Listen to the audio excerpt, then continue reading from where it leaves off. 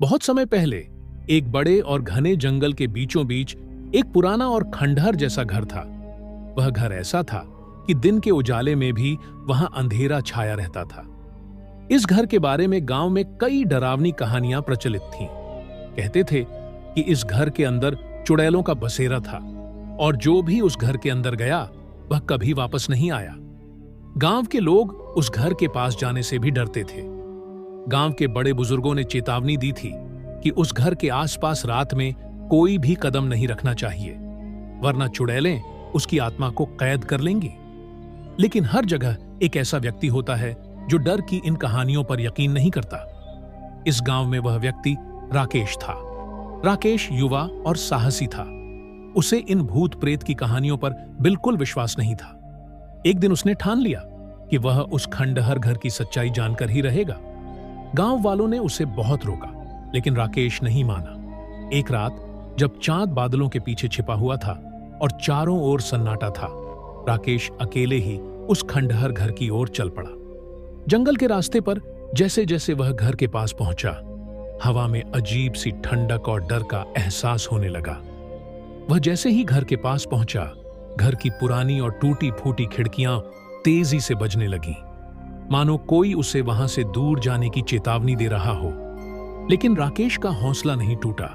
उसने घर के भारी दरवाजे को धक्का दिया और वह कड़ाके की आवाज के साथ खुल गया। अंदर का दृश्य भयावह था। घर के कोनों में मकड़ी के जाले लटके हुए थे, दीवारों पर अजीब अजीब चित्र बने हुए थे और एक अजीब सी बदबू पूरे घर में फैली हुई थी। राकेश ने धीरे धीरे घर की सीढ़ियां चढ़नी शुरू की। जैसे ही वह ऊपर की मंजिल पर पहुंचा, उसे किसी की धीमी धीमी हंसी सुनाई दी। वह हंसी इतनी डरावनी थी कि उसकी रूह कांप गई, लेकिन उसने खुद को संभाला और आगे बढ़ा।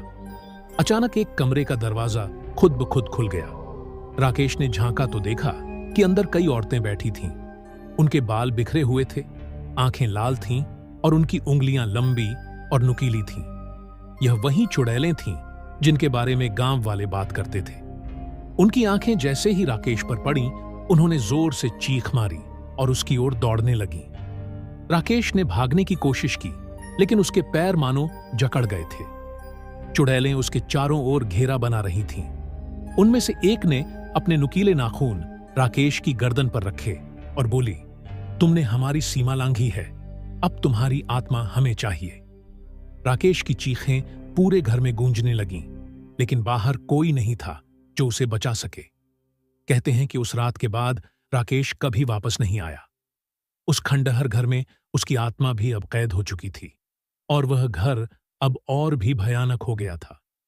जो भी उस रास्ते से गुजरता, उसे राकेश की चीखें सुनाई देतीं, लेकिन कोई भी उस घर के अंदर जाने की हिम्मत नहीं करता था। उस दिन के बाद से गांव वालों ने उस घर के आसपास भी जाना बंद कर दिया और वो घर आज भी अंधेरे में खोया हुआ उन चुड़ैलों और राकेश की आत्मा का बसेरा बना हुआ है। दोस्तों, मेरे जैसा हॉरर वीडियो आप पसंद करते हो तो क्या कर रहे हो? जल्दी सब्सक्राइब करके रखो आने वाले हॉरर वीडियो देखने के लिए। Thank you for watching.